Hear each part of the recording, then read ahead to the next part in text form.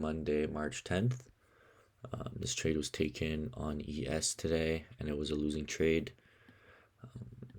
So we'll start off here on the here we're on the Nasdaq on the hourly, and we'll also pair this with what we see here on the S&P. So overall, I was pretty bearish on both NQ and ES.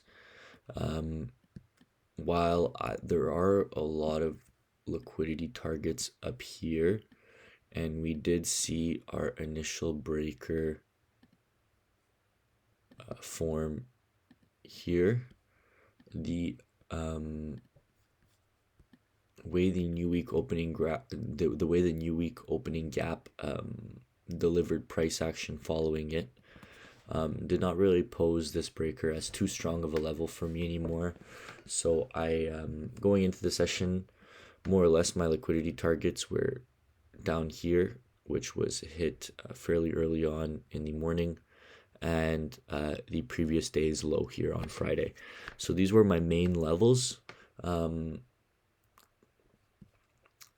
So yeah, going in, I wanted to, what I was trying to say here is with this in mind, with these liquidity levels in mind, the other confluence I wanted to see to be able to enter confidently was an SMT, which we did see here. So if we go on the 15, we can see a nice little SMT here right around the 12 a.m. open. So we had that SMT pushing price lower. And yeah, ultimately, this was a losing trade, but as you can see, a trade hit my stop loss, went above this liquidity here, and pushed lower into my desired target. So it is a slight bummer, but this is the variance of trading, so I'm not disappointed at all. By no means would I have not taken this trade. Follows the rules in my trading rule book. And yeah, like we saw the 8:30 a.m. open here, and we saw this pretty nice push above with the inversion of this fair value gap. I entered on the change of state of delivery here and was looking for a push below here. Let me go in the 1 minute on NQ. And ultimately we didn't get that. We went higher.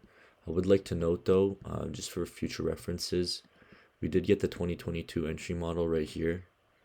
We had displacement below a swing low and an entry at the 50% level. So this also happened after 9:45 a.m. So those are just some things I'd like to note for future references. It is a no news Monday as well, so I think maybe waiting for a actual market structure shift after the equity open at like approximately 9:45, 9:50 at the macro would have probably been a little bit of a higher probability entry, considering the manipulation that is prone to occur at the open of the equities market. As another thing I'd like to note that I could have probably done a better job at identifying was the SMT here. The overall strength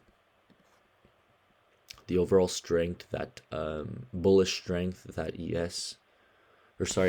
bearish strength that NQ presented in comparison to ES should have been taken into consideration. Now originally there was no inverse fair value gap here, so I jumped much quicker on the entry on ES. Yet it would have definitely been better to, I think, wait to see, because even here, like we could see here, even another SMT I think if there's one thing I would have changed of my entry today, would have been to wait to see NQ, which was evidently the weaker pair, show an opportunity for entry. Um, yeah, that's exactly what I would change today. I would wait because this clearly had a little bit more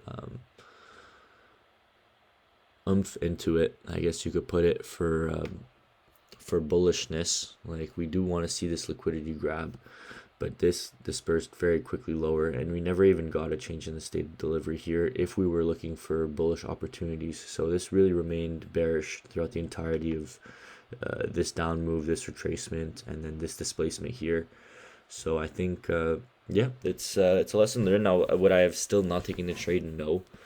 I think just waiting maybe would have been a good idea, but I'm still not disappointed at all with this trade. I think it was a good trade entry. Just a lack of identification on sentiment, I guess, based on the divergence between the two pairs. So yeah, that's my trade review for today, and I hope you guys have a great day and a good trading week.